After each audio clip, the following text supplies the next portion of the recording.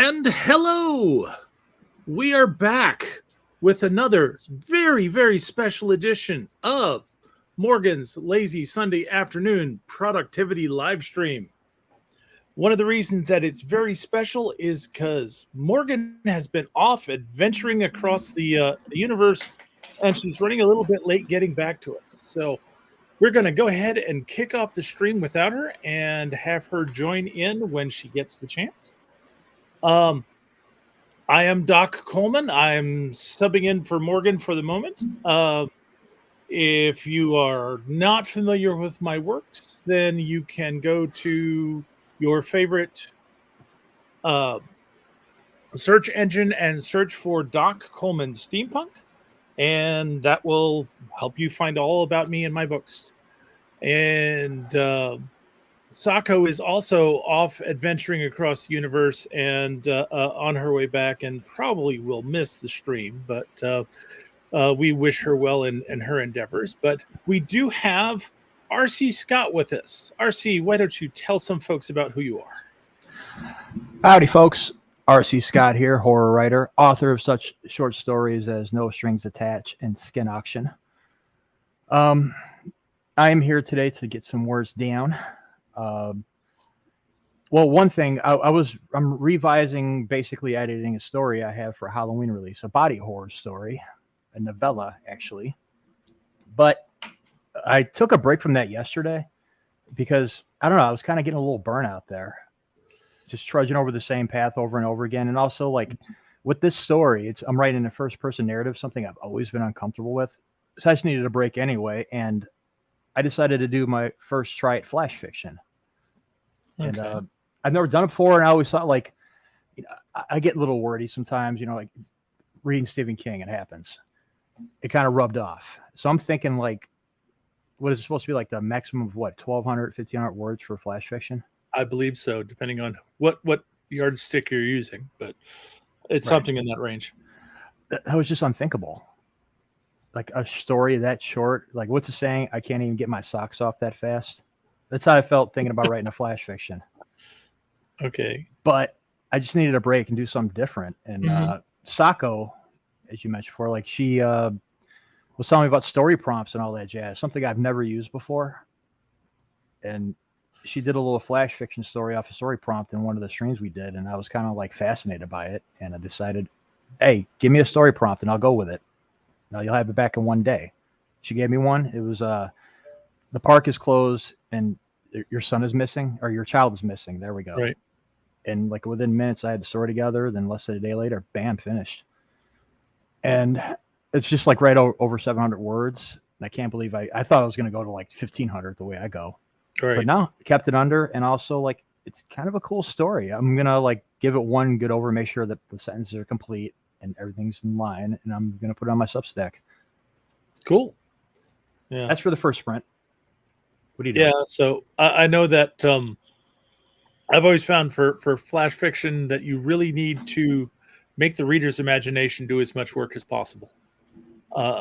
So you've got to set things up with a minimum amount of words and have them say, "Oh, I recognize that. I'll fill in all the details." Yeah, and as a horror fan, I'm big into the less is more approach, whether it be in books or even in movies. Like giving like little glimpses and leaving it up to the rest of you, like, "Oh, what was that?" And also, I've been reading a lot of Cormac McCarthy lately, and I'm just really stuck on that terse kind of narrating, and yeah, it went well with it. Basically, like instead of like going crazy about describing the scenery, you basically just give like a sonar ping of it. Mm-hmm. Yeah, I've had some of my readers say that I do that in my novels, and they want more description. Because I've got lots of action to put in there, or discussion and dialogue. So, but would you be able to classify your readers as like geared towards more like a certain genre? Oh, and we've got Morgan, and we've got to change the setup again. I got it. Where did you put me? It was dark. Dun, dun, dun. Well, welcome again, Morgan. Welcome to your stream. Yeah, thank you. We got it warm for you. Thank you. Sorry I was running late. A friend of mine was clearing out his wood shop and there were things for sale and I would have been on time, but here in Virginia, it is over 85 and the sky is kind of rainy and we were hauling stuff in and out and it was humid and sticky and I needed a drink and snacks before we hit the road or I would have been dead about now. Mm. As it is, I believe I am 80% sawdust at the moment. And hydration and snacks are definitely important. Yeah. Yeah. I stayed hydrated. Okay. Did y'all say hi to everybody? We did. We said hi to everybody. RC talked about some of the stuff that he was working on. I explained that you were running late and that Sako was also off on adventures and may not make the stream at all, but Something just landed at BWI yeah, half an hour ago. So awesome. I was actually just about to head into the chat and recognize some of the folks that have come out to talk with us today. We've got Andy. Welcome, Andy. We've got Adega saying RC is the boss. That's right. I take it she's from your stream. And I'm assuming that's a female name, but no, male. No. Oh, sorry, dude. That's right. You gave me ammo for him. He's a friend. Yeah. We've got Desdemona checking in. Cult Classic Cage saying hello, everyone. Friend of mine, Cass, gamer tuber. Yeah. What up? Nice. Let's see. And Andy wants to know, did you hear the whispering, RC? The whispering in the dark place. You talking about the one in my mind or the one outside? Yeah. Always, right? Yeah. Short answer. All right. So now that we've said hello to everybody, now tell us what you're going to be working on today. So I am going to be working on polishing my query letter and synopsis for my space fantasy. I finished the first draft of, I had an old version of the synopsis, but I finished redrafting it on Friday. So I'm going to put some attention there.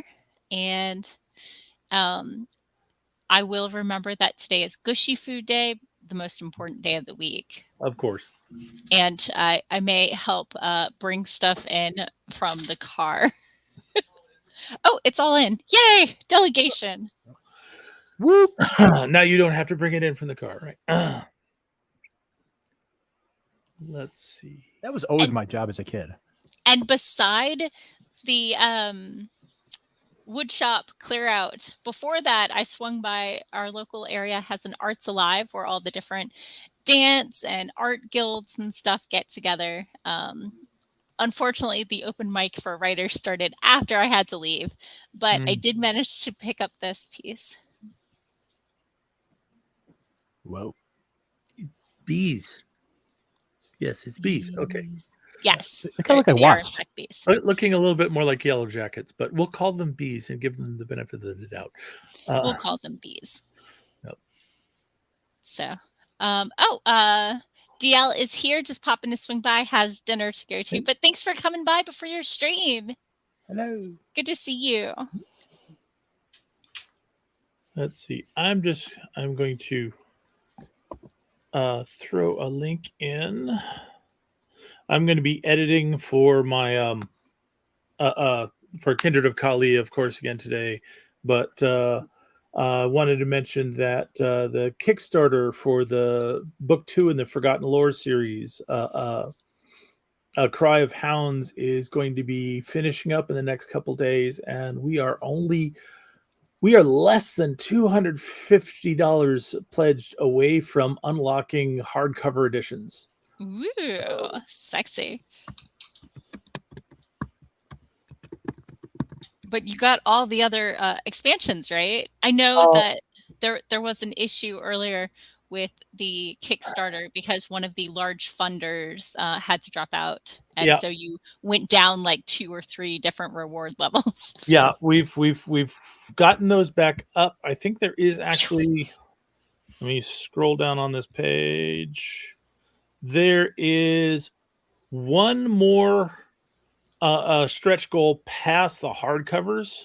Sure. And that's only $8,500 a pledge to unlock that. But so I've thrown the link in the chat for anyone who's might be curious that there's a whole lot of bonus content. There's extra books thrown in there if you want to pledge, and we really like unlocking the hardcover books. And there's just a couple days left.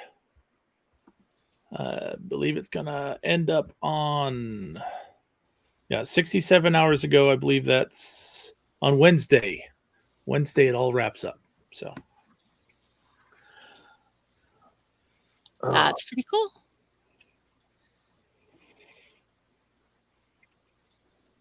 yeah, we wanted to have it. The first one went so well, we were in the late hours inventing new stretch goals for people to hit. Things have not gone quite as smoothly this time, but it's still looking like it's going to be a good Kickstarter. It's definitely going to be a good series of books. Nice. That's awesome. So, what do you say we do a sprint? Oh, first, Andy would like to say bees. Be careful saying Candyman 5 times. Second of projects. Short story for our November 15th deadline. Want to get it done early this time. And Jennifer swung by. Hello. Candyman, fellow Chicagoan. Yeah.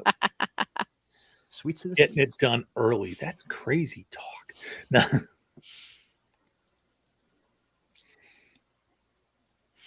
Okay. Okay. So, sprint.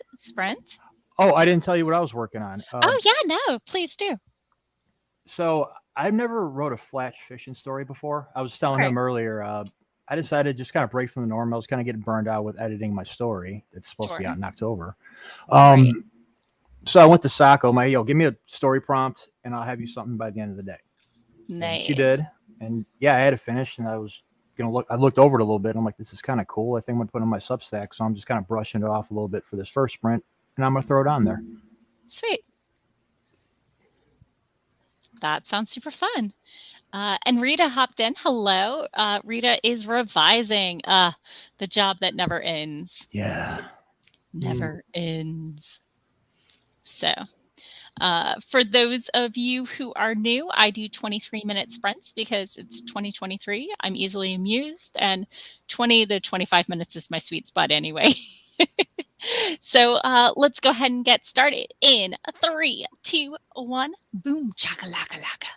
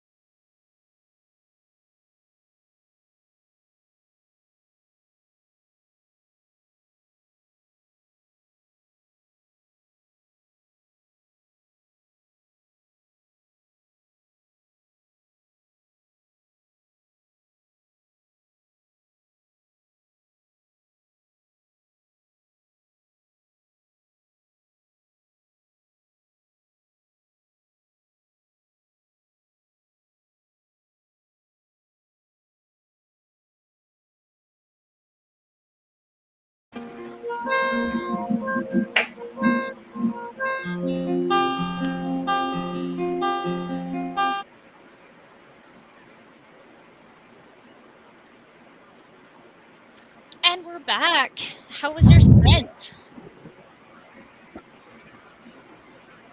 I felt like mine went pretty well. Nice.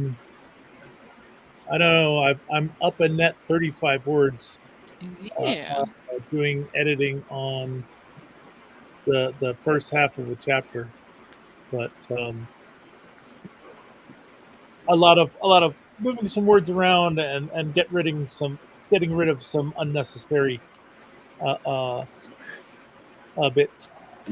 Sure. That makes sense. So I ended up actually not doing any of my editing stuff. The science fiction fantasy club I volunteer with, several people volunteered to run some NaNoWriMo events. So I was adding them to the calendar and scheduling that on Zoom. And that took the whole time. Okay, and eating chips and giving Catticus gushy food because I'm not a monster. Nope. How about you, RC? What'd you get done? My sprint did not go as I intended it to. Which does not mean it went poorly. Well, the original plan was when I finished writing it and gave it like a gloss over, I'm like, that's good enough. I'm going to throw it on there. All I need is just go through it, dust a few things off, add a comma there. No, I got to fix some things. And that's what I spent most of the time doing. And I set up the Substack post. So all I got to do is copy and paste, bam, done. But Sure.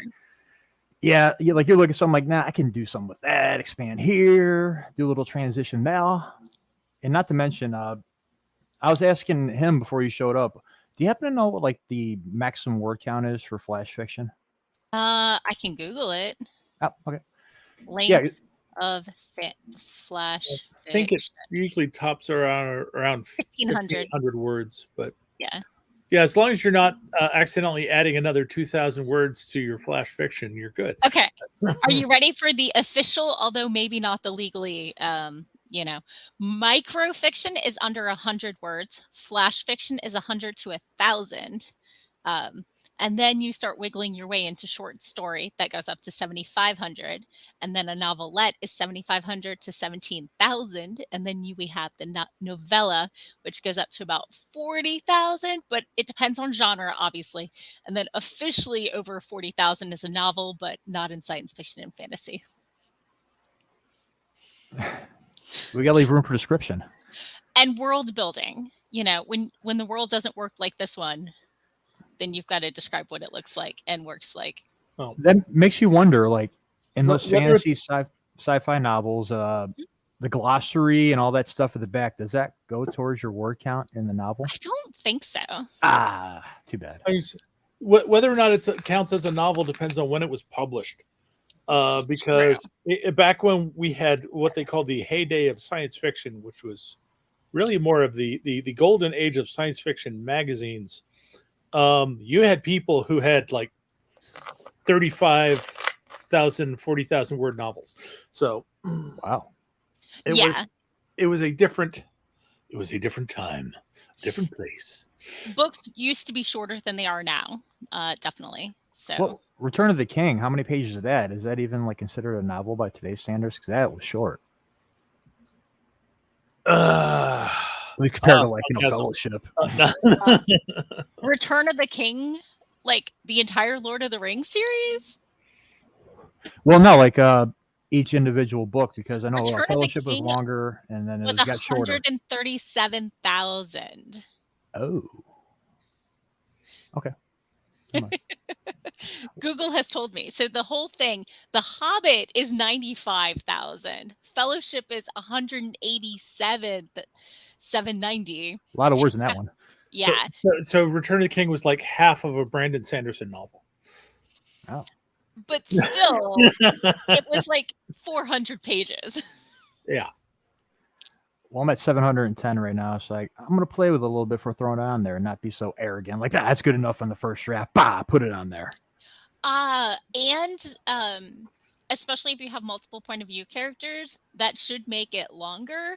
So when my space fantasy was under 90K with 3 points of view, I knew it was a little light. Now that it's at 95, I'm feeling a little more comfortable sending it out. I'll get there one day. Yeah. One word at a time. Pop. Oh, go ahead. My revised or under revision copy of Kindred of Kali is now around 108,000 words. Yeah. I'm trying to keep it from growing too much. I hear that. So popping into the comments, let's see. Self-pub with Andy swung by. Hello and welcome. And Sarah is lurking. Hello. I'm sorry about. Let me know if there's things I can do to make the Twitch ads better. Let's see. Mama Maggie is here. Hello and welcome. She shared Doc's website on another stream. So that's super sweet. Mama Maggie rules. Right? Yep. Jen writes romances here and saying hi. Let's see. Rita is rewriting the beginning few paragraphs and adding the setting and trying not to make it too overwhelming. That is such a struggle. It really is. Let's see. Desdemona only, quote unquote, got through a few hundred words since she was doing some heavier edits / rewrites, and now she's going to run and grab snacks. Yes, because for some reason, my snack stream always makes her hungry. And yeah, Andy agreed. People take between 1,000 and 2,000 as flash fiction. Submission guidelines may vary. So Rita was very curious what Doc was doing. Were you adding peanuts to a glass with soda? No, I was refilling my soda. I've heard of people doing that too. My glass was empty, but I do not put peanuts in my soda. No. Or like beer too. I've totally heard of it. And I do like the sweet and the salty combo, but I've heard peanuts mostly go in like colas, and I don't drink dark soda. So it's a moot point for me. Yep. And Greg swung by. Hello and welcome.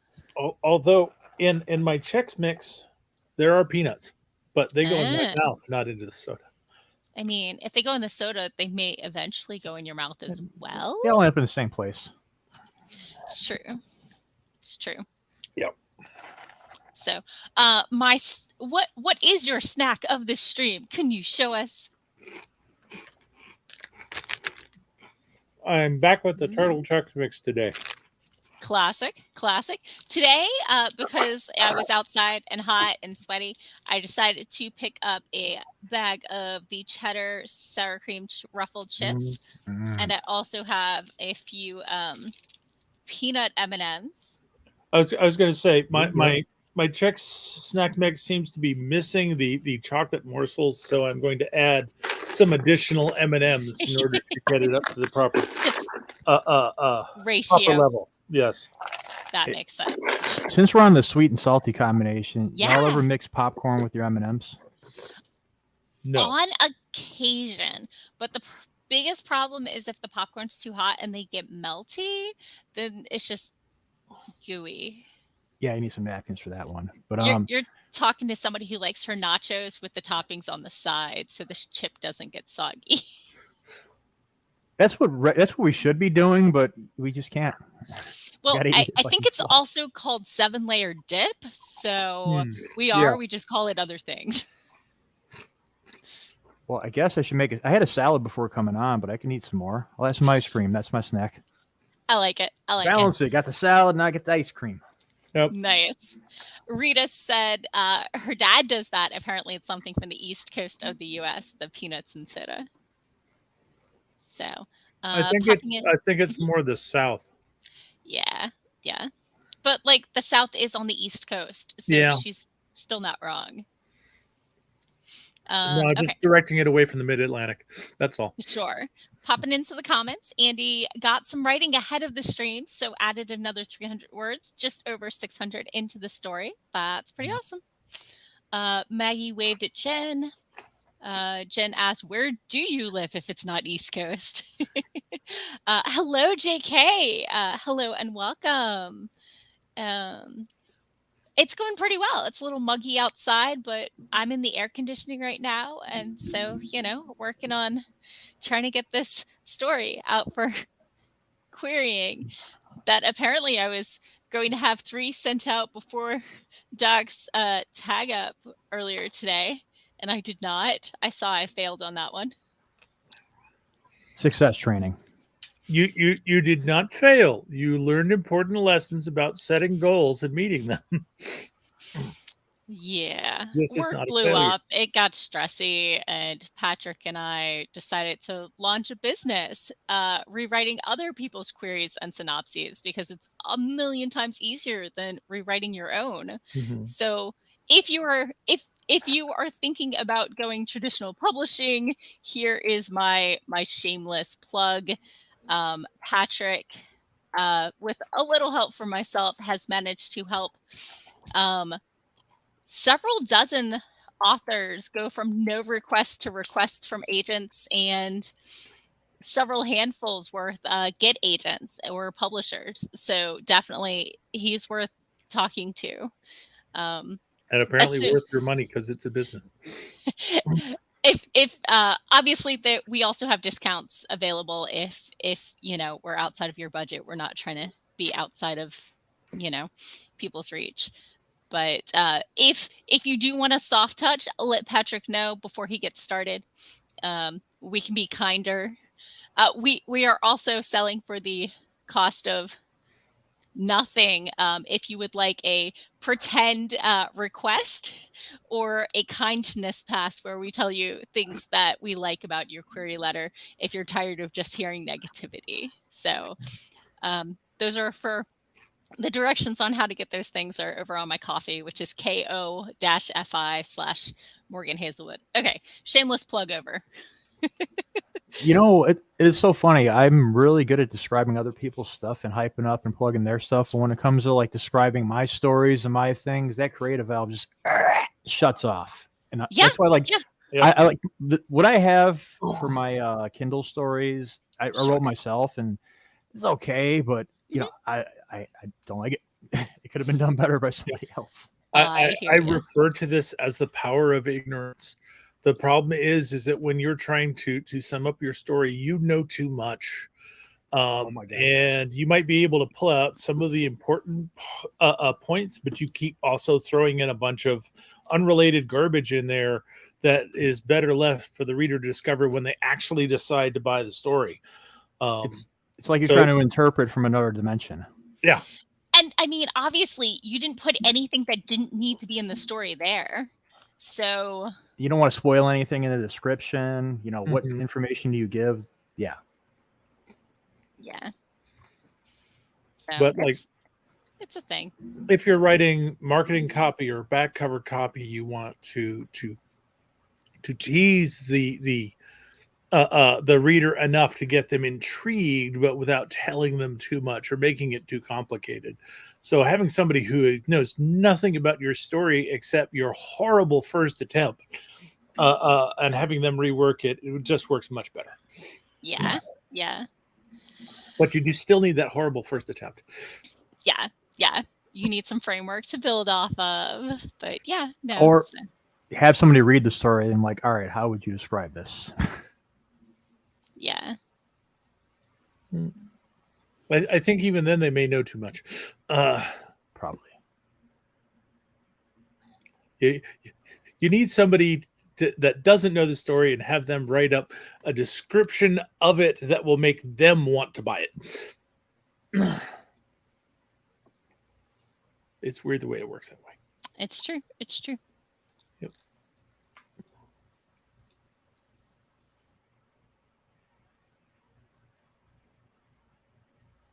So we were still going down comments, right? Oh, you're right. I'm sorry. That's me. That was a long sidebar. No. I enjoy the silence sometimes. Right. So Joanne is here. Rita is in Canada. However, her dad traveled in the U.S. around the Northeast, so that's where he picked up the peanuts and cola. I can blame New England. Am I the only one here who's not from the East Coast? Well, on the panel, yeah. Even in the chat, like all those, like, where are my Midwest people at? Come on. I was officially born in Philly. I grew up in Virginia. I live in Virginia now, but my dad lived in Philly, and then Austin, Texas, and then Chicago, and then Florida, and now is in Maryland. So I've gotten some exposure to the Midwest. Nice. The only thing I know about Virginia is what I learned in history and the two bands Guar and Lamb of God, and good barbecue apparently. Okay. If that's what you know us for, more power to you. I appreciate that. So not a negative, outlook, basically. But So back to the comments. Let's see. Rita grew up in Ontario, but is now in Saskatchewan.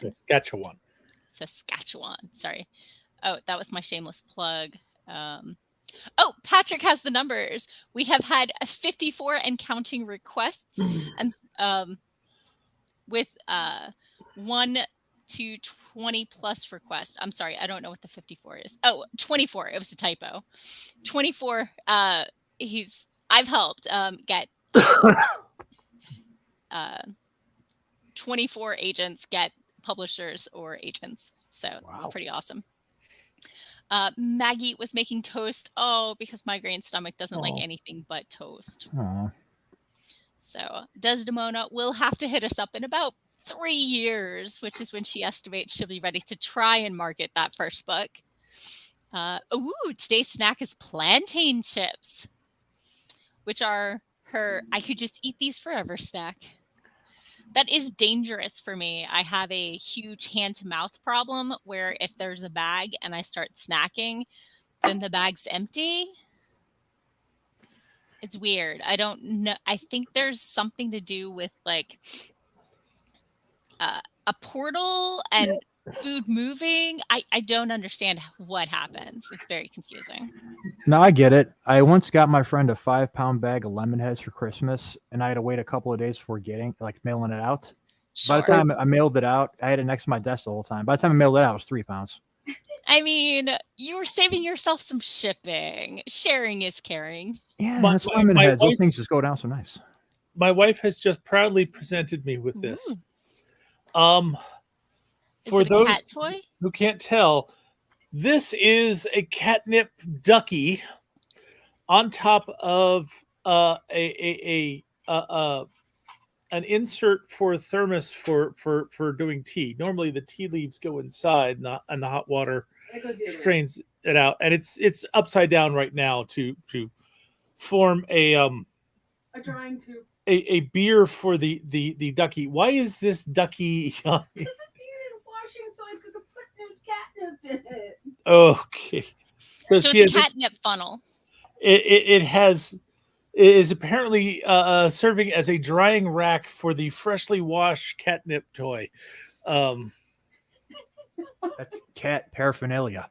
Yeah, it's vaguely sacrificial ducky altar looking thing right now.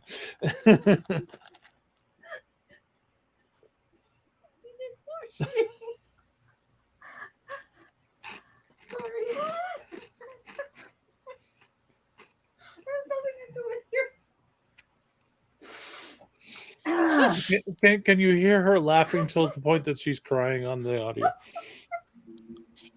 Yes, I can actually hear her. Okay. Hello. I couldn't figure out what else to put in to keep it dry. And you literally oh no wait. She literally impaled the ducky on the thing.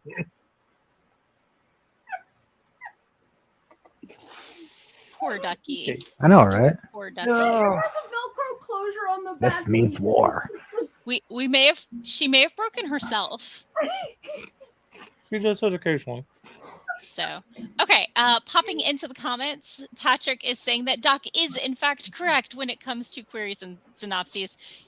Your details compete for each other, and the less important, the more urgent, compete for attention with each other, rather. When he's done it, he's talked enough to the writer to get the emotional core of the story, then added just enough specific plot elements to be narratively consistent and compelling. Yeah.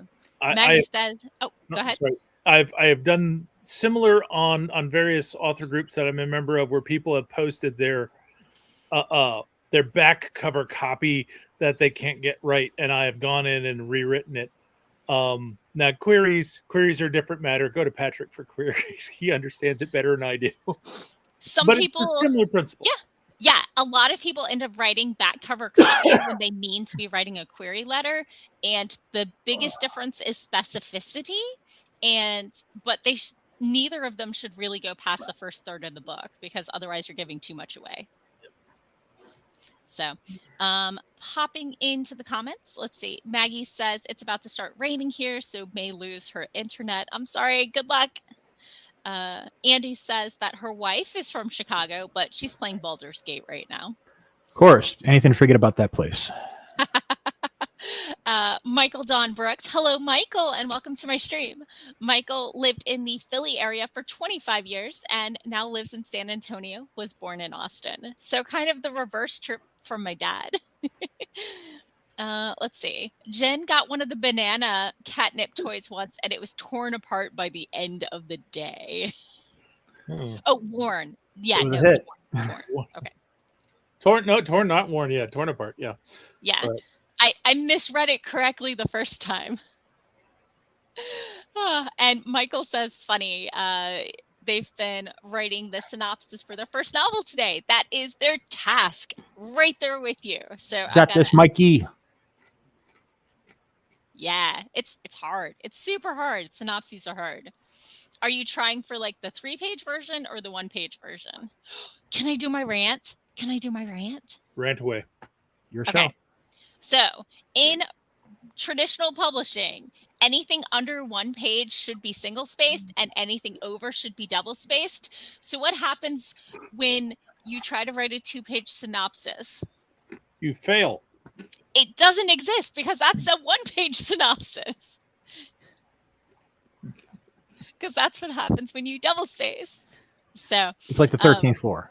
Right. So it's very easy to go from a 1-page to a 3-page because you add 1 paragraph and double space and you're there. Yep. I didn't know that.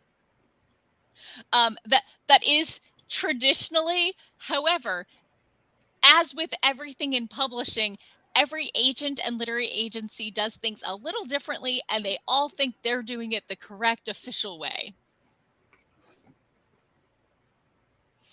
And none of them recognize that other agencies do it differently. Yeah, it's a thing. So let's see. Michael is working on the 3-page synopsis because some critique partners need it to catch up on book 3. Legit. Well, that's fair. You're doing book 3. You've got more than one book to cover there. So. Or they need the synopsis of book 1 and 2 so they can read book 3. Yep. That's what I read that as. Like a recap. Exactly. Yeah. When last we saw our intrepid heroes kind of vibe, you know? I think some like fantasy stories have that, don't they? Like yeah. Opening, like introduction, like when we left off. Although I think that's more like traditionally.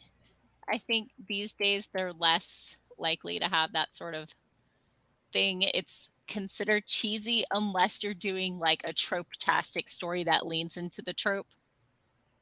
That makes sense. Yep. Oh. If you're doing something like a latter book of a trilogy, so you've basically got one ruling arc over the whole thing, and you're already 2/3 of the way through. So yeah. But you get into like the 11-book series, like, okay, well, 5 books ago this happened, and at book 7 this, now we have that. Well, and like I said, it depends on whether or not it's got a single or several overarching story arcs to it, as opposed to an episodic series like I write, where each story stands alone, but there are themes that connect them all, and events that string through them. But wow, my brain just got a little bigger. Yep. Yeah, I'm not there yet. Not to mention horror, you really don't see that much when it comes to like big series. I mean, what Odd Thomas, Stephen King's Dark Tower. Sure. Yeah. That makes sense. And I would think in horror series, you're more likely to have other people meeting the same bad guy, rather than some Scooby gang going along and meeting different bad guys in different places. That's always fun too.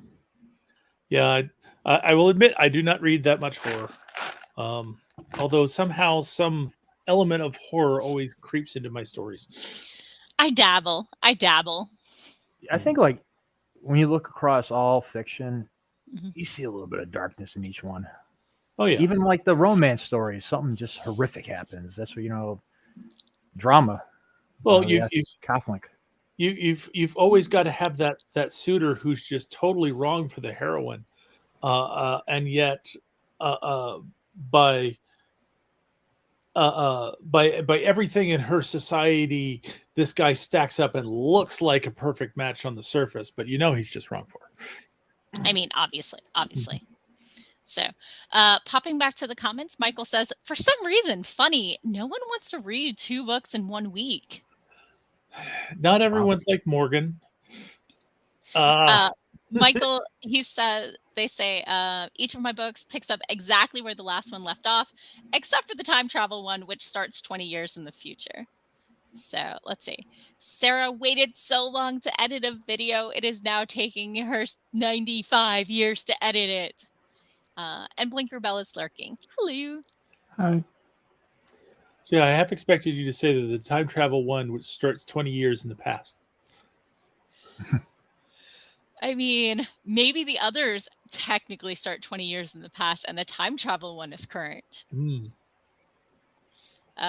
Michael is like, I mean, I read like 5 novels in 1 week, but some weeks I do, and some weeks I read none.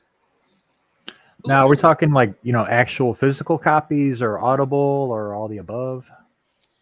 Oh, whatever method you would like to consume your books in. I think Well, we're like talking like some people read multiple books in a week and other people have to work or sleep. Yeah. Well, because I got in the habit because it's a commute to my work, through the subways and all that, and I've been doing more Audible. Not to mention, like 6:30 in the morning, I'm not reading anything. Audible totally counts. I read on my phone mostly, which is why my to-read bookcase is getting... I think I counted it was 184 books last week. Just the physical to-read pile. But I was at... whose stream was it? I think Coffee Quills? Or Q-wordy, I don't remember. And they said that their to-read pile is hitting 4 digits. So I'm doing better. I'm not doing that bad. See, I have prose books and I have comic books too. That's a whole other mountain of procrastination. Yeah. And if you've got the graphic novels, the paper is thinner, so they're so much denser than they look. So Sarah would like to reach out to Michael, and if some of that time travel could go her way so she could edit her video, that would be helpful. So Michael usually does ebooks. Same here, which is why my physical to read pile got out of hand. Sleep is in fact overrated. Wait, are you one of those people who once you start reading, you don't stop until you finish the book, even if it's 4 a.m.? Because if so... I mean, bad lack of self-control, right? Bad sleep deprive you, right? Yeah. Hey, there's a couple. Last time a new book in one of the book series I've been following for an excessive amount of time came out, I took the day off work because I knew I was going to stay up till 4 a.m. reading it, and I stayed up till 4 a.m. reading it. So, yes, one of us. Michael says, I don't stop, can't stop, never stop. About like that. Maybe there was a different rhythm. Unclear. So, do we sprint? Do we work on our synopses? Or, editing, writing, drafting, laundry, snacks? I think maybe a sprint would be good. As after all, it's after 5:30. We've only done one. I could do some words. Okay, let's do some words. Are we ready? Yep. in 3, 2, 1. Boom, chaka laka laka laka.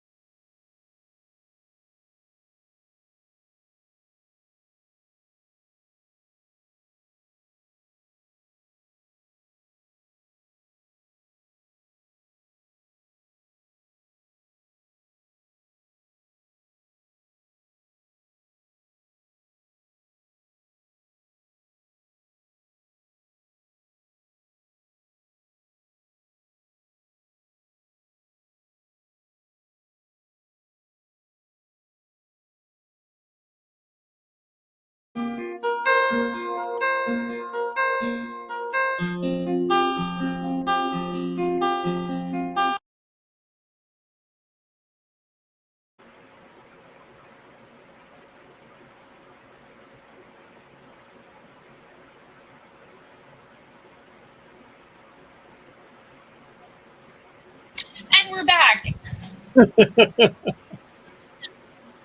You look like you were lost in your tabs there for a second. I was, yeah. The science fiction club I volunteer with, somebody's like, I just created a Google Calendar. And I'm like, I did that last month. You were supposed to be working on this other thing. So I'm like, wait, no. So anyway. Hello and welcome. We have Alexandria Zooks. Are these productivity sprints daily or weekly? I just do Sundays. I unfortunately can't commit to daily, partially because day job and dinner and roommates and stuff. Life. I can definitely do sprints some days at these times, but not consistently. That's why I do Sunday afternoons. It's a time I can consistently show up.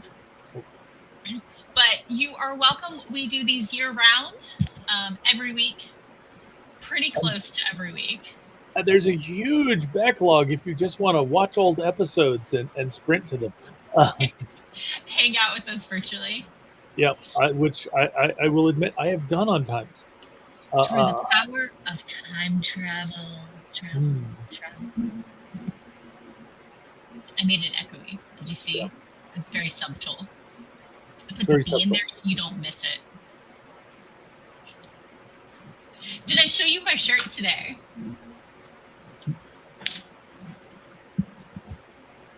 Reads a lot. Okay. I just had to. Because I could. Although there is a lot of sawdust on here. So Saw's a lot. Yeah.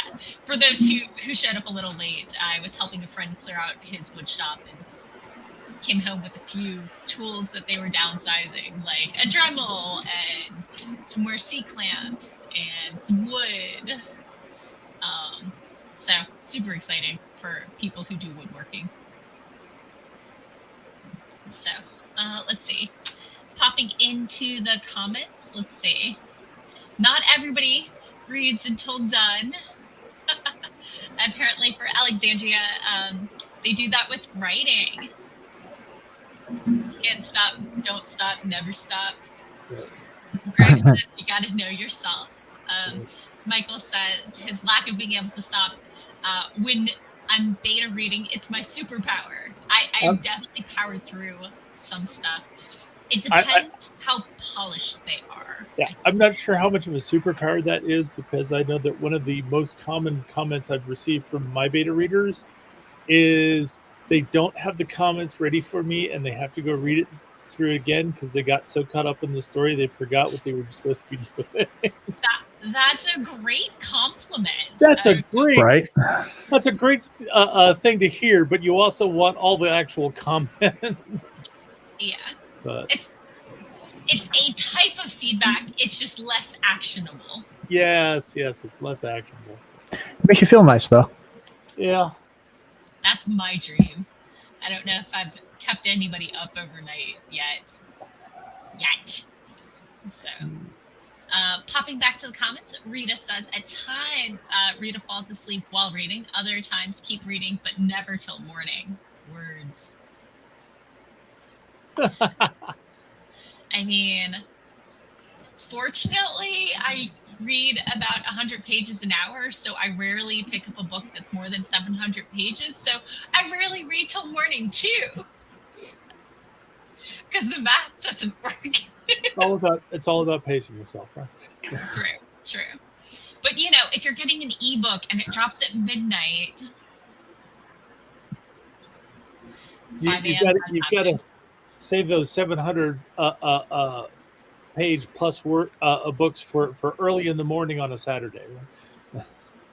Sure. So let's see.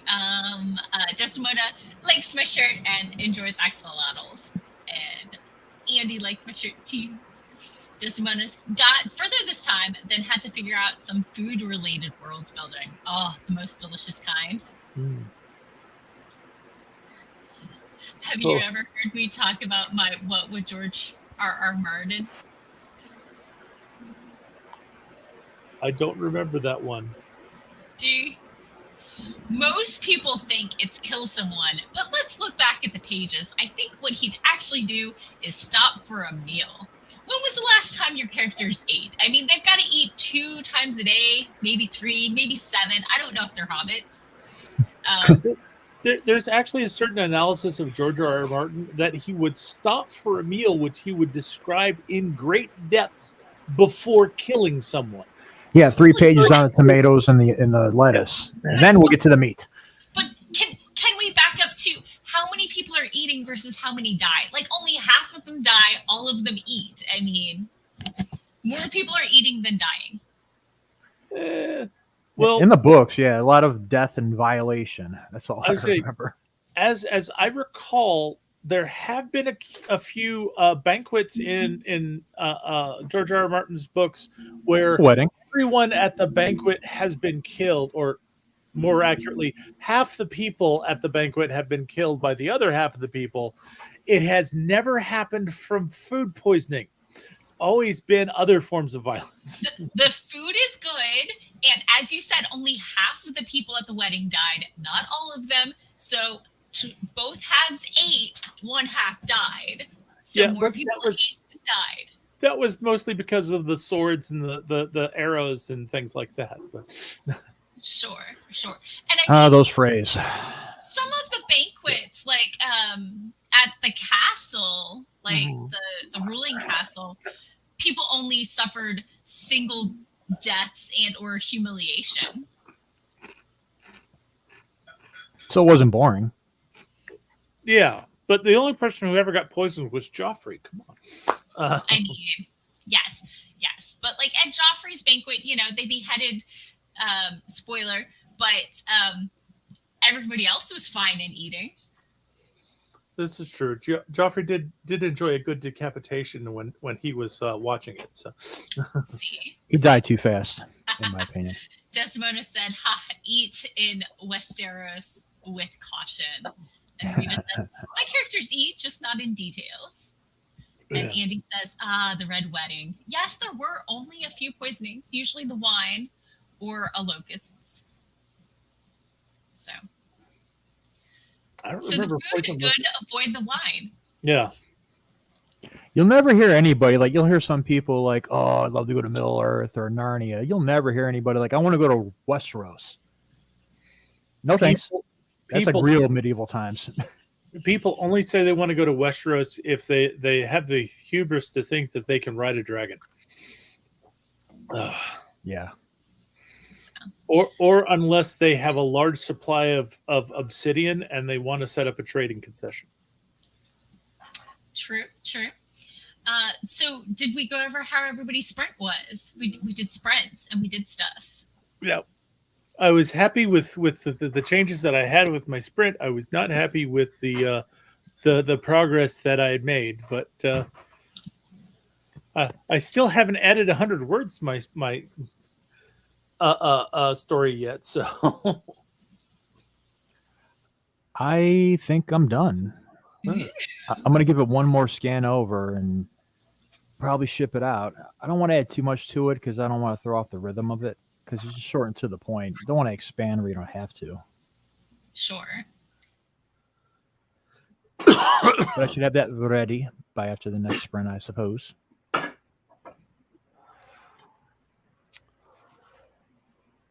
Okay. So it's 6:10. Oh, we could just squeeze in one more sprint. Exactly. 5:10, you lie. Okay, we'll run a little over, a smidge over, just a smidgen. So, and Andy got 361 words added to the short story. Yeah. Could call it a day here, but I think you might want a smidge more. I'm up for a smidge more. Okay, let's do it. In 3, 2, 1, boom, chaka laka laka laka. Still hasn't come. Smidge. Smidge.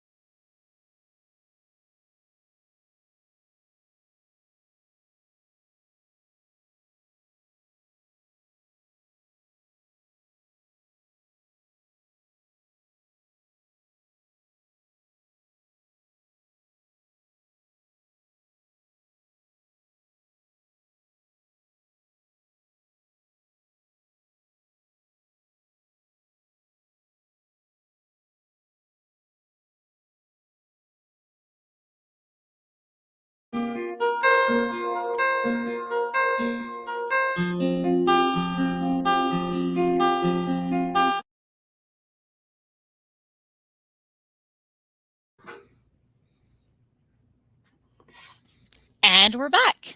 So, how was your sprint? Oh. Again, I made some good progress, but didn't get quite as far as I thought I would. But That makes sense. I was up over 100 words added, and then I went through and cut some more stuff back, and so I'm now down to only 96 words added. So, I mean, 96 is only 2 digits. well, it's just I'm trying not to add thousands of words to this story as I'm revising it. Yeah. I know for me, when I revise, I try to trim the internal dialogue and grow the description. What is your guilty addition during your revisions? Well, in this case, I've got a lot of places where my editor is saying more description. Describe people's emotional states. Describe the environment. Describe everything. It's like, even though she's got stuff where she says, Yeah, cut this, she's asking for more descriptions than I'm making space for with the things I'm cutting. sure. Sometimes you can get away with it by changing the verb to imply the mood, yeah. or Yeah. she's left there, she's stuck there, Yeah. So trapped. sometimes I find ways I can do that just by changing a word or punctuation, but when they want extensive descriptions of things that are just barely there, it's Sure. or things that aren't there, it Yeah. can get difficult. Yeah. So during the sprint, I helped facilitate the ancient tale as old as time of the battle of dinosaur versus kitty. And the kitty went 3-4 rounds, but the dinosaur is not dead yet. No. Not dead yet. And then I could finally turn my head back to my writing. I'm not sad with my synopsis, but I hate everything we've done to my query letter. So I'm backing up a little and going back in at it again. Sorry, Patrick. Mm-hmm. But let me know when you have time. So that's how my sprint went. Let me pop into the comments real quick. There was some dinosaur nom kitty, followed by Catticus bite bored now. Oh, no. Followed by kitty nom dinosaur, because we have reversed who's the aggressor here. Andy had to pop off for dinner, but did get 1,207 words because he's a boss. And on Alexandria's end, also watching Jurassic Park 1 through 4 on TV right now, because we all know. But I think Jurassic Park really doesn't focus enough on the dinosaur versus cat dynamic. But let me reassure you that it's definitely a strong dynamic. Tale as old as time. Yep. So it's the eternal struggle. Right. Joanne asked us how our sprint was. I think we just covered our end of stuff. Let's see. Andy did more words and research on local dark rooms. Ooh. I read that at first as research on local darkness. Yeah. Patrick hates my query, says I hate my query because it has verbs. No, it doesn't flow. I thought he liked verbs. He does. I like nouns and prepositional phrases and adjectives, and he is 100% verbs, but you can't have a verb without an object. So Patrick, he hates your query because it has verbs. No. Patrick claims that I want the first all noun half prepositional query. Patrick, how can it be both? Prepositional phrases that are also nouns. Ooh. What about adjectives? For those who are rusty on your grammar, a prepositional phrase starts off with a preposition, which is a descriptor of position. So in, on, under, between, beneath, etc. And then you have around the corner, under the table. That's a prepositional phrase. Behind the sofa. Behind the sofa. Under the cat. Under the cat. So I'm a huge fan of prepositional phrases. I try not to stack them. But, sometimes it's around the corner, across the street, in the dark, under the street light, Over the river and through the woods. to grandmothers. At least there aren't any adverbs in there, right? I mean, around the dark corner, No. around the shadowy corner. Quickly around the corner he darted. No. Patrick would like to aboard Catticus as a location as well. So, oh yay! Desdemona is almost at the end of her current chapter edit and will be able to finish it today, which will be great.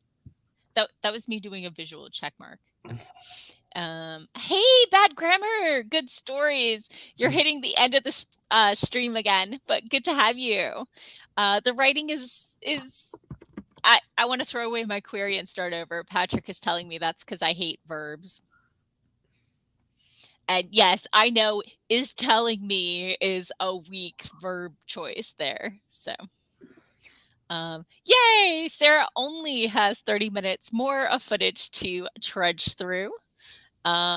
Scales Lee, which is actually Doc, said much editing happened. So if you want to find him on other platforms, that's one of his handles. Yep. So, as always, I know timing when you're available and I'm available, like ships in the night. But here it is coming up on 7, and that's when I start getting hungry and should probably stop snacking. Oh, wait. I have leftover pad thai and spring rolls. So, bad grammar also believes in dinner. So, I mean, very clever people there.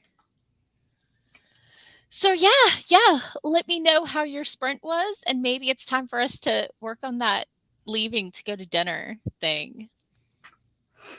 Yep. I haven't heard anything from RC. Are you still there? You're sitting there muted? No. Something probably popped up on his end. Yeah. So. I was muted. Yep. Oh, you were talking to us? Yeah, no, I was muted by you. No. Ooh. Yeah, it popped up. You are muted. I'm like, oh shit, I'll be quiet. If so, it was a misclick. I'm very sorry. No, it's fine. I know I talk too much, but I'm like most people like that. I'm very conscious about it. Bring it. One of the helpful things about StreamYard is that when you leave yourself muted and you start talking, it will pop up a reminder that says, dude, you're muted. So you can unmute yourself. I thought I got muted. I'm like, I'm not going to unmute myself. I'll just leave it until she does it. But anyways, I'm so sorry. It's okay. I was going to say I did a thing. I published that flash fiction. It's on my Substack. Yes. Link droppy. Drop linky. I'm not wrenched, I don't think. Am I? Send it to me in the private chat and I'll copy it. Okay. Because I thought I was going to wrench you, but I guess I haven't wrenched you yet. I'm not wrench worthy. You are wrench worthy. I just was trying to get writing done and didn't pop into my settings. It's all good. Just give me a hard time. It's in the private chat. I guess I can try it in the other chat. Oh, no, you're a standard moderator. You should have wrench permissions now. Well, I should pay attention more. It's okay. Last time you didn't, so, Well, it looks like it came through. At least the mic's on now. Yes. Yep. While you're working on that, Bad Grammar, Good Stories has been working on rebranding. Ooh, always tricky. Nice. And yes, StreamYard is so nice. I tried OBS and it was great and you can customize, but I cannot actually use Google Docs and OBS at the same time on my laptop while streaming. So StreamYard is much lighter weight and easier to use. Yep. So, and there is RC's link. Awesome. Thank you for sharing. It's a little dark. And Sarah said it showed up in both places. So that's awesome. Okay, so let's do some outros. Tell people who we are, where they can find us, and all that good fun jam. Yeah. Let's start with RC. Sure. I'll go first. RC Scott. I write horror. I have some stories on Kindle available. I have one available on Halloween cross fingers. Another novella, a body horror story this time. And now I have a flash fiction horror story available on my Substack, which you can find in the chat.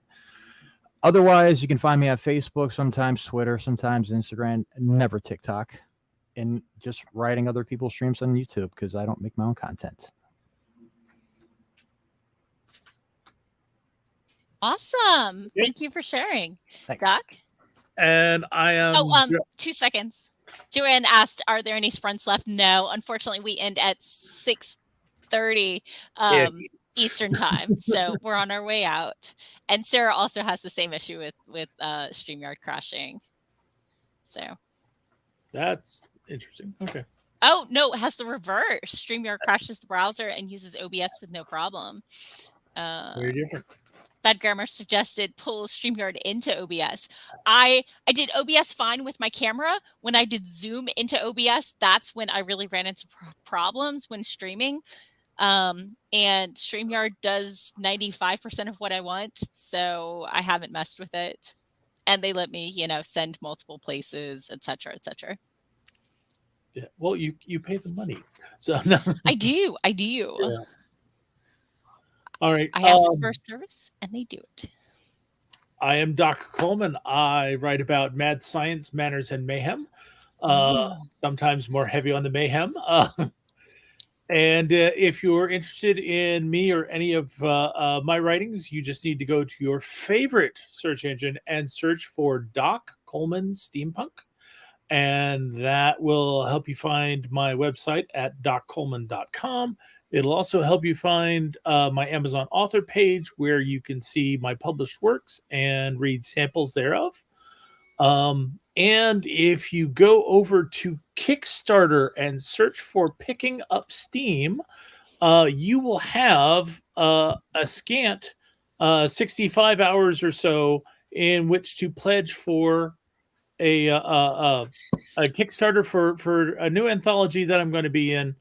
And that's going to be the second of the Forgotten Lore series. And that's the book called A Cry of Hounds. And you can also at the same time sponsor a couple more steampunk collections from ebook Eastbeck Books. Eastbeck Books. Bleh. It's been an afternoon. It's been an afternoon. Yeah. And I'm your host, Morgan Hazelwood. I write fantasy. I'm an actively queering author. I have one short story out there at Dark Recesses Press webzine. You can find it linked on my website, morganhazelwood.com, or if you just look for Just a Hike in the Woods. I also vlog, and podcast because I have no concept of limits. This week, I was talking about why context is important in writing because I had some challenging discussions with coworkers this week in which we were talking past each other, and I realized the problem was where we were starting. And this week over on the podcast, Writing Tips and Writerly Musings, I was talking about spirits abroad and at home, talking about how different cultures see spirits. The default Western culture that I'm immersed in is not the only way to look at them, and that can be really inspirational for your writing. And I threw the link for Just a Hike in the Woods into the chat. It just shows up under Morgan. So yay. And I also launched a Discord if you want to come hang out with me. It's mostly for writers, but also any creators. If you like to game, if you like to talk about books, if you like to talk about fandom, you're totally welcome. If you just want to share pictures of your cats, I'm here for it.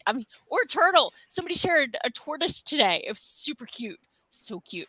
So Hello, come turtles. and hang out. The link is good for 7 days. I'm not going to link something on the internet that's forever because I don't trust the internet. we'll just keep posting the same link every 7 days. So no, it expires after 7 days. So then I have a new one. So, Okay. And if you're looking to support me and or treat Catticus to gushy food, you can check out my coffee. / Morgan Hazelwood, because I'm supposed to do shameless self-promotion, apparently. Who knew? But thank you all for coming. I hope your writing is going well if you are a writer, and if not, I hope either way, I hope your Sunday is going great and that you had some quality snacks.